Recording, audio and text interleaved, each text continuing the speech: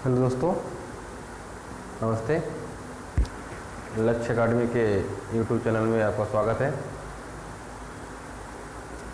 दोस्तों, आज हम गणित का एक महत्वपूर्ण अध्याय पढ़ने वाले हैं जो एसएससी के हिसाब से अति महत्वपूर्ण है। अब मध्य प्रदेश के व्यापक की परीक्षाओं में भी देखने को कई बार मिलता है, परंतु एसएससी के एग्ज़ाम से तो बहुत ही महत्वपूर्ण है। चाहे सीजीएल हो या सीएचएसएल हो या एमटीएस हो, किसी के लिए भी बहुत ही महत्वपूर्ण है। इस चैप्टर का नाम है दोस्तों ऊंचाई एवं दूरी, जिसमें हम अपने स्कूली जीवन में त्रिकोणमिति के माध्यम से साइन कॉस थीटा का मान का प्रयोग करके निकालते थे उसका मान। दोस्तों, आज हम इसे एक नए तरीके से पढ़ेंगे, एक नए तरीके से समझेंगे। इसे पढ़ने या समझने का बिल्कुल नया तरीका होगा, इसलिए आप समझिएगा। ये दोस्तों उसका कुछ हम मान लिख के रखे हैं। इस मान की ज़रूरत नहीं है, बस परंतु समझने के लिए हम लिख के रखे हैं। इसे आप याद करने का प्रयास मत कीजिएगा, इसे लिखने का कोई ज़रूरत नहीं है। हम इस मान को याद कर नहीं करेंगे, इसके में आवश्यकता नहीं पड़ेगी। फिर भी समझने थोड़ा सा लिख के रखें हम, ताकि अभी आपको कहीं दिक्कत ना हो।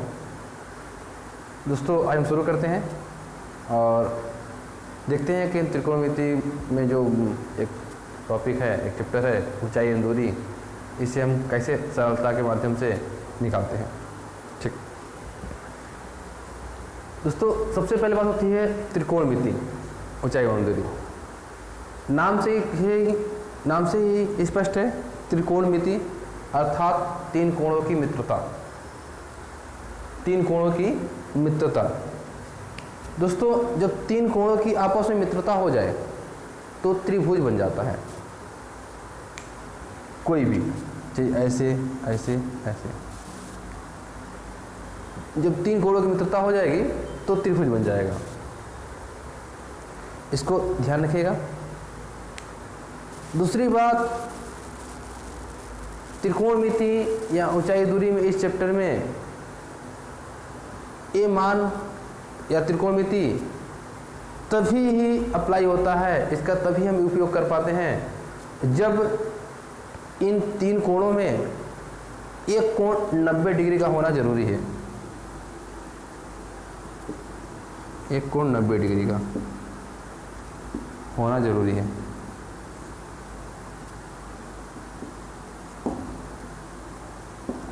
इसे एंट्री कर लीजिएगा। एक कोण 90 डिग्री का होना जरूरी है, तभी एप्लीकेबल होगा, नहीं तो नहीं। मतलब एक कोण का 90 डिग्री होगा। अब बचे दो कोण, दोस्तों, क्षेत्रमिति का एक थ्योरम है कि त्रिभुज कोई भी बने तो तीनों कोणों का योग 180 डिग्री होता ही होता है। ध्यान दीजिएगा इतना। त्रिभुज के तीनों कोण का योग 180 डिग्री होता है। अब दोस्तों, जब एक कोण 90 डिग्री का हो गया तो बचे दो कोण। अगर इस त्रिभुज को मान लें, हम इस त्रिभुज को मान चलें तो ए बी सी, तो बी अपना दिख रहा है 90 डिग्री का। तो अब बचा क्या? कोण ए प्लस कोण सी बराबर 90 डिग्री। इस चित्र का आधार होगा नहीं होगा, समझिएगा। इस चित्र के आधार पर कोण ए प्लस कोण सी बराबर 90 डिग्री का होगा ही होगा। ठीक, ये लाइनें आप एंट्री कर लीजिएगा। इसके बाद दोस्तों अब समझते हैं इस जो टेबल बना कर, टेबल को समझते हैं हम। इस टेबल को क्या बना के देके रखा है, ठीक ना, टेबल बना सकते हैं। दोस्तों, इसे बात करें हम, कोई भी त्रिभुज बना रहे हैं, तीन कोणों की मित्रता तभी होगी जब त्रिभुज बनेगा। जब त्रिभुज बनेगा तो तीन कोणों की मित्रता होगी। तो अब समझते हैं, यहाँ पे देखिएगा ये लाइन ध्यान दीजिएगा, जो बीच में लिखे दोनों लाइन ध्यान रखिएगा कि इसमें से एक कोण 90 डिग्री का जरूर होगा।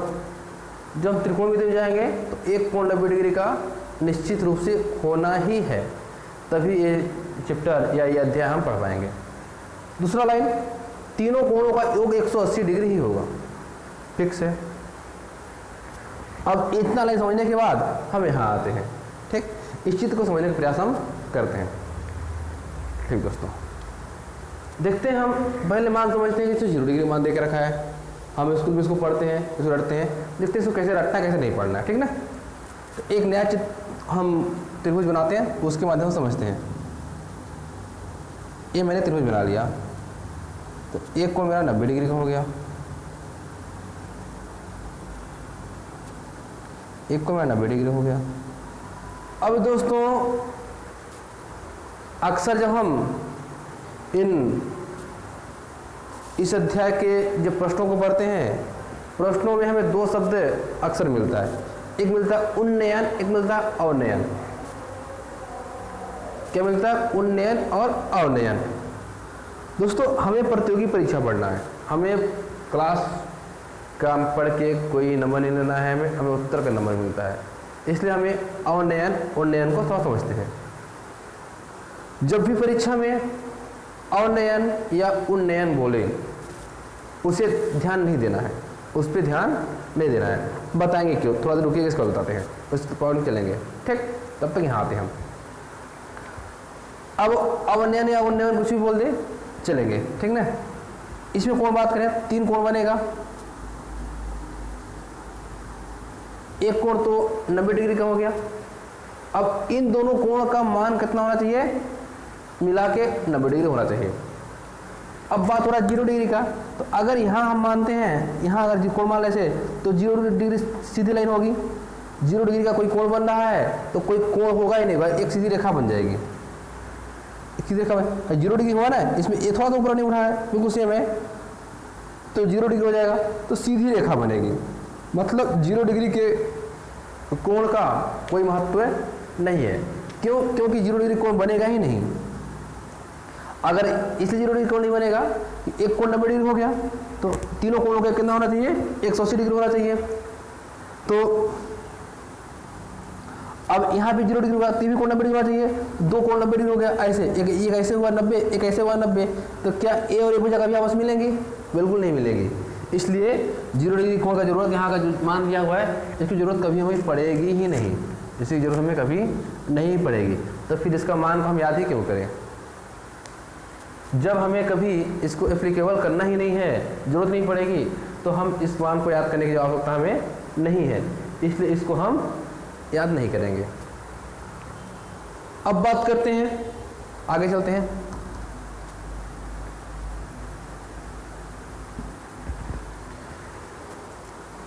यहाँ हम आ गए, तो एक कोण तो 90 डिग्री हो गया, दूसरा कोण यहाँ 90 डिग्री बनाना है हमें, यहाँ 90 डिग्री बनाना है। तो जब 90 डिग्री बनेगी सीधा सीधा, ए भुजा सीधे ऊपर निकल जाएगी, ए भुजा और ए भुजा आपस में कभी नहीं मिल पाएंगी, तो त्रिभुज कभी बनेगा ही नहीं। मतलब इस 90 डिग्री के मान का भी कोई ज़रूरत नहीं है, इस 90 डिग्री के मान का भी कोई ज़रूरत नहीं है, इसलिए हम 90 डिग्री के मान का भी याद नहीं करेंगे।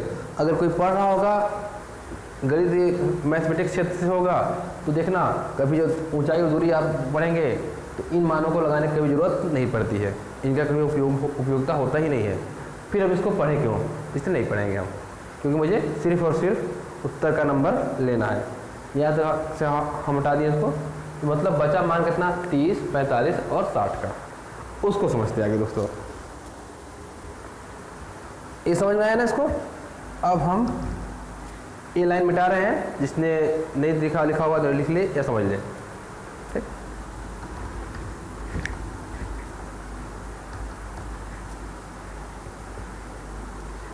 दोस्तों एक चीज हम बताए थे अभी, अवनयन और उन्नयन। अवनयन उन्नयन मतलब अवनयन, नयन को झुका के, उन्नयन मतलब नयन को ऊपर करके देखना। ये देखिए जिससे चित्र बनता होगा आप स्कूल पढ़े होंगे। तो एक होगा अवनयन, तो व्यक्ति यहाँ खड़ा है नीचे देख रहा है, व्यक्ति यहाँ खड़ा होके नीचे देख रहा है इधर से झुक के, ये हुआ अवनयन। एक हुआ यहाँ खड़ा होके ऊपर देख रहा है, ये हुआ उन्नयन। ठीक, ये कॉन्सेप्ट था। तो हमें इस पे नहीं जाना है, इस पे हमें नहीं जाना है। एक फार्मूला समझते हैं, इसको थ्योरम है उसको समझ लीजिएगा, बस हो गया। ऐसे हम दो लाइनें खींच दिए, इन लाइनें हम जेड बना दें, किसी तरह से ऐसे बना दें, तो ए वाला कोण और ए वाला कोण दोनों बराबर होंगे, और ए वाला कोण और ए कोण दोनों बिल्कुल बराबर होंगे। अगर इसको इधर से खींच दें तो ए वाला कोण और ए कोण बराबर होंगे, और ए कोण और ए कोण बिल्कुल ही बराबर होंगे। ठीक, तो जब अवनयन और उन्नयन की बात हो रही है तो यहां से एक ऐसे कोण बना हुआ है, एक सीधी रेखा ऐसे मान लिया जाए, व्यक्ति यहां से ऐसे झुक के देख रहा है, तो ए कोण और ऐसे बन गया लाइन। ठीक है, तो ये जो कोण बनेगा, ये पूरा पूरा कोण बनेगा सीधी रेखा में, ए कोण और ए कोण पूरा बराबर होगा, ए वाला कोण और ए कोण दोनों बराबर होंगे। तो अगर अवनयन बोल रहा है तो कोण यहाँ बनता है, उन्नयन बोल रहा है तो कोण यहाँ बनता है। दोस्तों आपको अवनयन या उन्नयन पे जाने की कोई जरूरत बिल्कुल भी नहीं है, अवनयन उन्नयन जाने की जरूरत नहीं है। जो भी क्वेश्चन बोले वो बिना सोचे समझे, चाहे अवनयन बोले या उन्नयन बोले, आप कोण के यहाँ वाला मान रखिएगा, यहाँ वाला मान रखिएगा। एक कोण तो 90 डिग्री फिक्स हो जाएगा, उसमें कोई आपत्ति है ही नहीं। दूसरा कोण बचता है, एक ऊपर यहाँ और एक नीचे यहाँ। तो आप ये समझिएगा, जो आधार से लग के कोण बनेगा वही कोण अवनयन या उन्नयन की बात कर रहा है एग्जामिनर। ठीक, एक कोण 90 डिग्री हो जाएगा, उसको छोड़ दीजिएगा, दो कोण बचेंगे। एक कोण आधार से जो लग के जमीन से टच करके जो कोण बनेगा उसी कोण को परीक्षा में बताता है अवनयन या उन्नयन कह के। आप ऊपर नीचे ध्यान नहीं दीजिएगा, उससे कोई मतलब नहीं है। ठीक, अब चलते हैं आगे हम।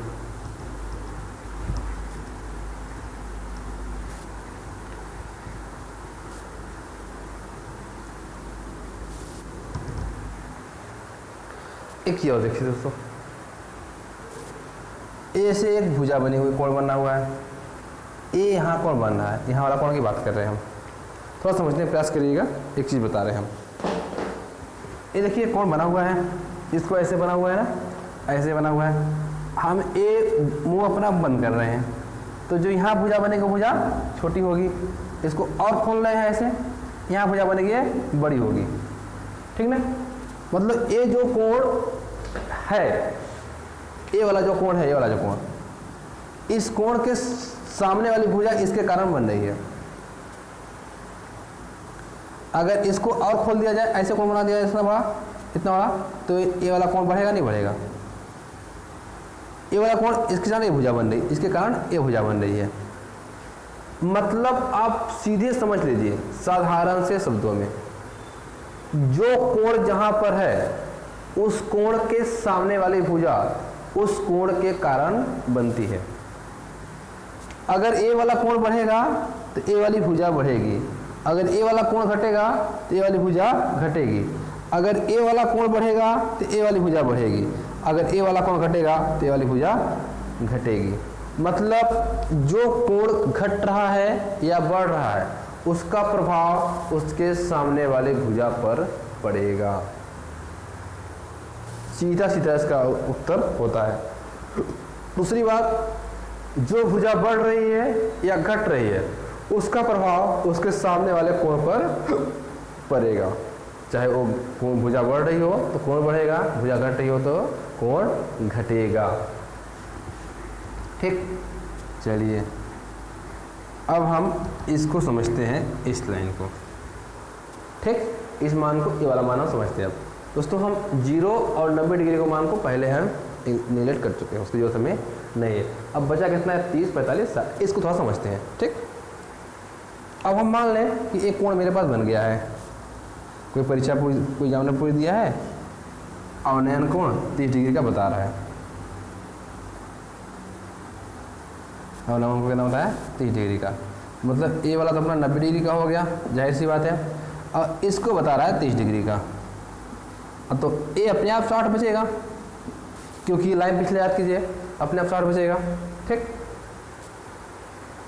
अगर ए कोण 30 डिग्री का है मतलब ए वाली लाइन हमारे काम की है, ए वाली लाइन हमारे काम की है। अब देखते हैं कि इसमें क्या क्या दिया हुआ है। देखिए दोस्तों, लिखते हैं हम एक मतलब 2 बार 1 दिया हुआ है, 1 और 2 बार √3 दिया हुआ है, और 2 बार 2 दिया हुआ है। ठीक, अगर हम मान की बात करें तो इसका मान 1 हो जाएगा, इसका मान कितना हो जाएगा 1.732, ये क्या हो जाएगा 2, मतलब ए 1 से तो अधिक है लेकिन 2 से छोटा है ना। ठीक है, कोई बात नहीं। अब दोस्तों हम अगर यहाँ आए, इसमें समझे हम, तो इसमें 2 भुजाएं हैं। अच्छा देखो, सबसे छोटी ये है, सबसे बड़ी ये है, और बीच वाली ए है। ठीक ना, कोण सबसे बड़ी कौन है, ए वाला है, छोटा है और बीच वाला है। मतलब इस कोण के कारण ए वाली भुजा बन रही होगी, और इस कोण के कारण ए वाली भुजा बन रही होगी, इस कोण के कारण ए वाली भुजा बन रही होगी। मतलब यह है कि अगर मान हम इस मान को अप्लाई करें तो यहाँ क्या क्या आ रहा है अपने पास, ए 1 आ रहा है, √3 आ रहा है, और 2 आ रहा है। दोस्तों ये इसलिए हम निकाल लिए, थोड़ा समझिएगा इसमें।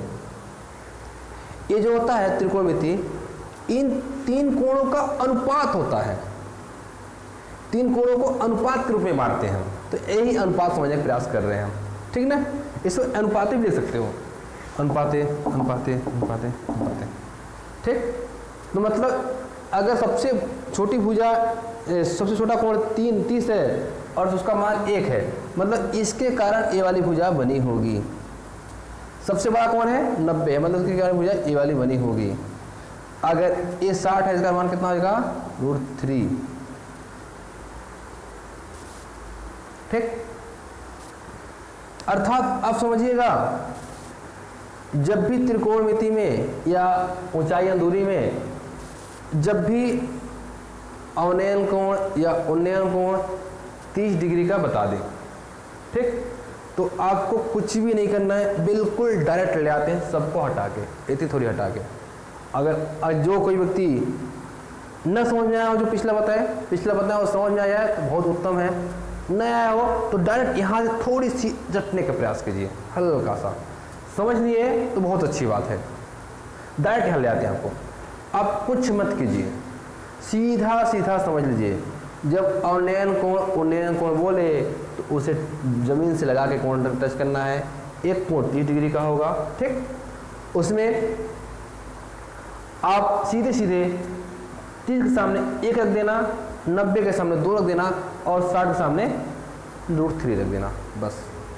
ये आया कहाँ से, इन मान से उठा के हम यहाँ से जाके यहाँ पुटअप कर रहे हैं डायरेक्ट। अब बात कर दे, एक क्वेश्चन पूछ दे, क्वेश्चन पूछ रहा है कि एक पेड़ की ऊंचाई ज्ञात कीजिए जिसका अवनयन कोण 30 डिग्री हो। क्वेश्चन लिख लीजिएगा, एक पेड़ की ऊंचाई ज्ञात कीजिए जिसका अवनयन कोण 30 डिग्री हो, और पेड़ के जड़ी से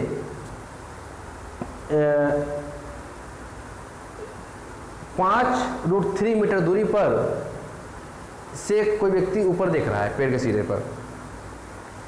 क्वेश्चन समझाने का प्रयास कर रहे हैं कि कोई व्यक्ति पेड़ के जड़ी से 5√3 मीटर दूर से खड़ा होकर पेड़ के सिरे पर देख रहा है, तो अवनयन कोण 30 डिग्री की बन रही हो, तो पेड़ की ऊंचाई ज्ञात कीजिए। मतलब समझिएगा इस चित्र में कि व्यक्ति यहाँ पर खड़ा है, पेड़ की जड़ी ये है, पेड़ का सिरा ये है, ठीक। एग्जामिनर इसे पूछ रहा है और इसकी दूरी यहाँ से यहाँ तक का 5√3 बताया है, 5√3 बताया है, यहाँ से यहाँ तक का मान दूरी। अब इसकी पूछ रहा है, तो दोस्तों एक हम फॉर्मूला बताते हैं, इसे हमने नाम देके रखा है रामबाण। कुछ नहीं करना है। यहाँ पे देखिए √3 का मान दिया मैंने, √3 बराबर इसका मान कितना दे दिया 5√3। पूछ किसको रहा है, 1 को पूछ रहा है ना, तो 1 बराबर क्वेश्चन मार्क। समझा कैसे रखा मैंने कि जो मान पहले दे रखा है नीला पेन से लिखे हम उसको इधर लिख दिए और जो मान दे रहा है उसको इधर लिख दिए। ठीक, मतलब √3 का मान कितना दे रहा है 5√3 और 1 का कितना दे रहा है क्वेश्चन मार्क। ठीक, तो अब सॉल्व करें तो इसका बराबर मतलब त्रिया गुणा होगा, बराबर मतलब त्रिया गुणा होगा। तो यहाँ त्रिया गुणा यहाँ से कटेगा, √3 से √3 कट गया।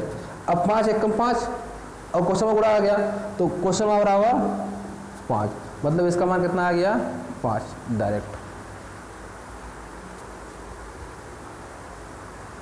समझ में आया दोस्तों कैसे हो गया। दूसरा क्वेश्चन बताते हैं इसी को, इसी फॉर्मूला पे, इसी बेस पे। एक मीनार की ऊंचाई 10 मीटर है, कोई व्यक्ति कितनी दूर से देखेगा कि अवनयन कोण 30 डिग्री का बने। क्वेश्चन लिखिएगा, एक मीनार की ऊंचाई 10 मीटर है, कोई व्यक्ति कितनी दूर से देखे कि अवनयन कोण 30 डिग्री का बन रहा हो या बनेगा। ठीक ना,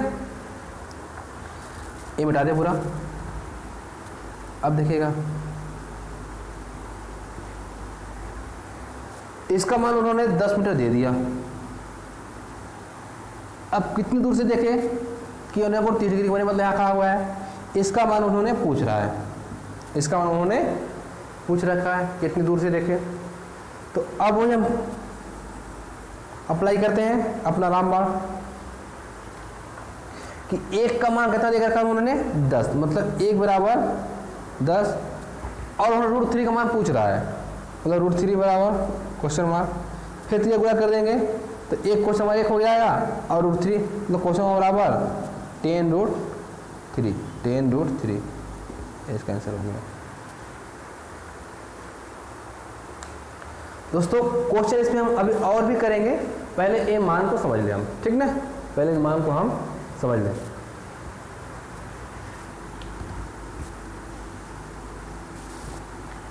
तीस वाले का मान का भी जरूरत नहीं है, क्यों, मुझे याद क्या करना है, 30 के सामने 1, 90 के सामने 2, 60 के सामने का √3, बस इतना याद करना है और कुछ भी याद नहीं करना, मतलब ये वाले मान का भी जरूरत नहीं है। ठीक, मुझे इसे भी याद नहीं करना है।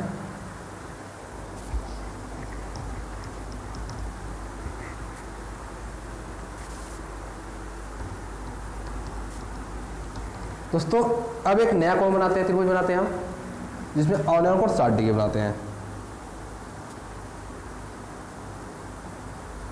ये समझ लीजिए 90 डिग्री हो गया, यहाँ आ गया 60 डिग्री का, यहाँ आ गया 30 डिग्री का। अगर अवनयन कोण 60 डिग्री हो गया मतलब ए वाला लाइन अपने को काम की लाइन आ गई। तो उसको इसके नीचे भी एक होता है, इसके नीचे भी एक होता है। ठीक, यहाँ मान गए। अब इसमें क्या है देखते हैं, 2 बार 1 यहाँ भी है, 2 बार √3 यहाँ भी है, 2 बार 2 यहाँ भी है। अरे तो सेम चीज़ें मिल रही है दोस्तों। इसका मान हो जाएगा 1.732। ठीक, मतलब फिर वही चीज़ घटना दोस्तों, फिर वही चीज़ें आ गई। तो फिर क्या हमने बताया था, कोण कैसा भी बोले, 90 के सामने 2, अगर 60 दिया है 60 सामने √3 और 30 सामने 1। अब एक चीज़ और समझते हैं, देखिएगा ऐसे अगर है 90, 30 और 7, इसको पलटा के हम खड़ा कर दें, तो पलटा के हम खड़ा कर दें। ठीक है, जब खड़ा कर देंगे तो ऐसे आ जाएगा ना 90, 60 और 30, है ना, ये वाली चीज़ बना नहीं, ये वाला चीज़ खड़ा कर दी तो मतलब 90 तो 90 है ये अपनी जगह पर, 60 आएगा जमीन से लग के, 30 चला गया ऊपर। सेम घटना यहाँ हो रही है, मतलब 90 और 30 में अंतर बस इतना है कि 60 और 30 के कोणों का जगह आपस में बदल जाता है और कुछ भी नहीं होता। अगर कोण का मान 30 से 60 जा रहा है तो बस अंतर इतना ही आएगा कि जहाँ मान 30 का था वहाँ 60 हो जाएगा, जहाँ मान 60 का था वहाँ 30 का हो जाएगा। दोनों चीज़ आपस में बदलेंगी, 90 हूबहू रहेगा। तो जब कुछ नहीं बदल रहा है तो मान भी जो √3 और 1 था वो दोनों आपस में परिवर्तित हो जाएंगे, बाकी कुछ भी नहीं होगा। मतलब फिर एक घटना, 90 के सामने 2, 30 के सामने 1 और 60 सामने √3। तो इसको आप सीधे रख लीजिए कि अगर ऊंचाई और दूरी में क्वेश्चन दे रहा है और कोण का मान 30 या 60 दे रखा है और न्यूनतम कोण का, तो सीधे सीधे आपको कुछ नहीं करना है। अब करना क्या है कि 90 के सामने 2, 30 के सामने 1 और 60 के सामने की भुजा का मान √3 रख देना है। और इस तरह जो हम रामबाण लगाते हैं अनुपात लगा के सॉल्व कर दीजिएगा, आपका आंसर तत्काल आ जाएगा। इन मानों की कोई ज़रूरत है ही नहीं।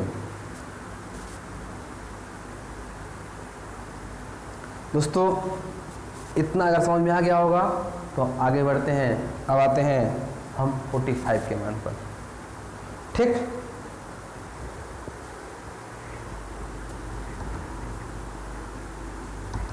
मतलब हमें 60 के मान की भी ज़रूरत नहीं है। अब बचता है बीच में सिर्फ और सिर्फ 45। इसको भी देख लेते हैं। इसमें भी नीचे 1 है। अब देखिए ये अपना त्रिभुज बन गया। ये तो 90 डिग्री का होगा ही होगा।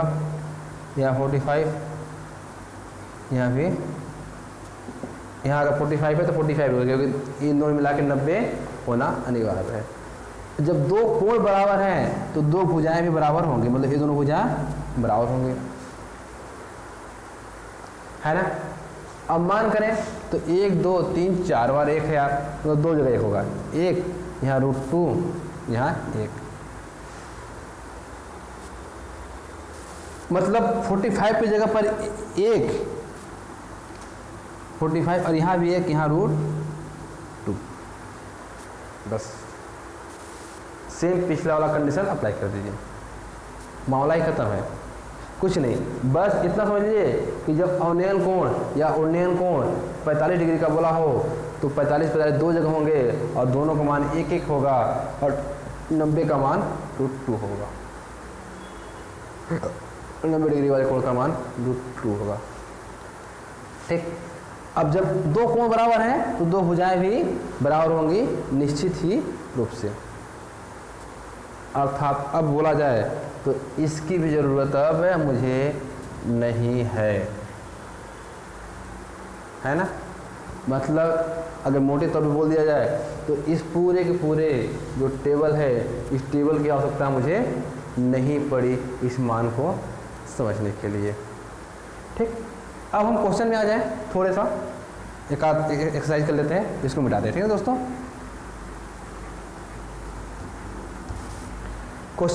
एक क्वेश्चन है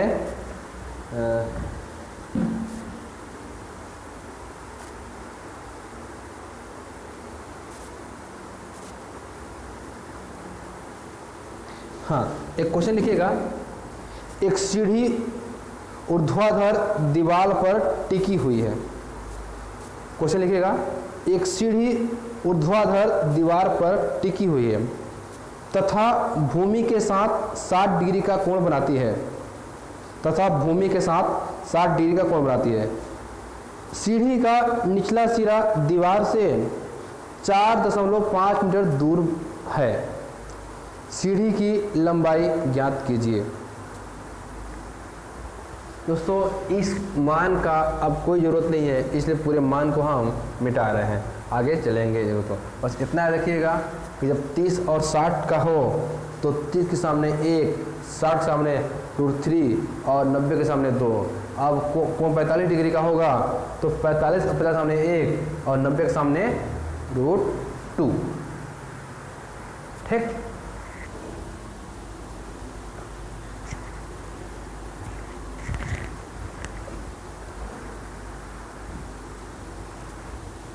जो दोस्तों मेरा क्वेश्चन था अभी उसको सॉल्व करते हैं।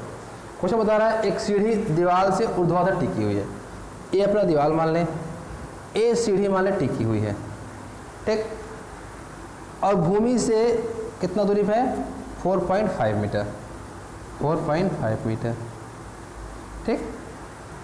और भूमि के साथ कितना साथ कोण बन रहा है? 60 डिग्री कोण बन रहा है, मतलब यहाँ 60 डिग्री कोण होगा। तो यहाँ कितना हो जाएगा? 90 का हो जाएगा। यहाँ अपने आप 30 आ गया। अभी जो क्वेश्चन किया उसका चित्र बन गया दोस्तों, ठीक, बन गया चित्र।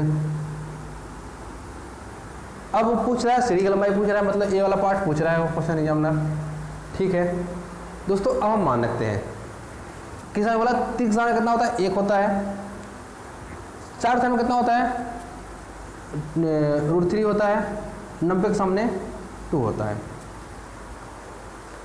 तो डायरेक्ट हम सॉल्व करें कि 30 समय कितना बोला कर रखा है? 1 कमा कितना बोल कर रखा है? 4.5 दिया है हमारे वन। पूछ किस रहा है? 2 कमान पूछ रहा है, तो 2 बराबर क्वेश्चन मार्क, इसको हम 3 गुणा कर दें, मतलब 1 गुणे क्वेश्चन मार्क और 2 गुणे 4.5, मतलब क्वेश्चन मार्क बराबर 9 मीटर। ये आपका आंसर होगा।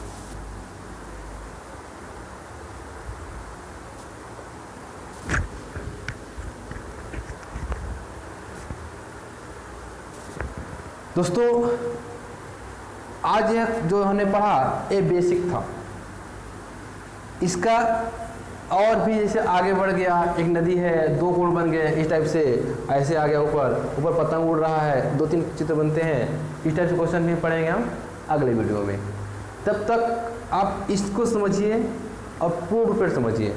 जहाँ अगर आपको दिक्कत आ रही होगी तो हमें कमेंट बॉक्स में ज़रूर बताएं, इससे हम आपकी दिक्कत को दूर करने का पूरा प्रयास करेंगे। और आपको उम्मीद दिलाते हैं कि आपको दिक्कत नहीं आएगी, ये निश्चित रूप से हम पूरा प्रयास करेंगे, हो जाएगा समस्या समाधान। आप इतनी चीज़ समझिए, इतनी चीज़ समझ लीजिए, तो हम अगला वीडियो लेके आएंगे, तो उसमें इसमें एडवांस का वर्जन लेके आएंगे। 2-2 ऊपर पतंग उड़ रहे हैं, 2-2 नाव चल रही हैं, मतलब इसका एडवांस लीजिए। तब तक के लिए धन्यवाद। आप ऐसे पढ़ते रहें और हमें अपना सहयोग देते रहें। धन्यवाद।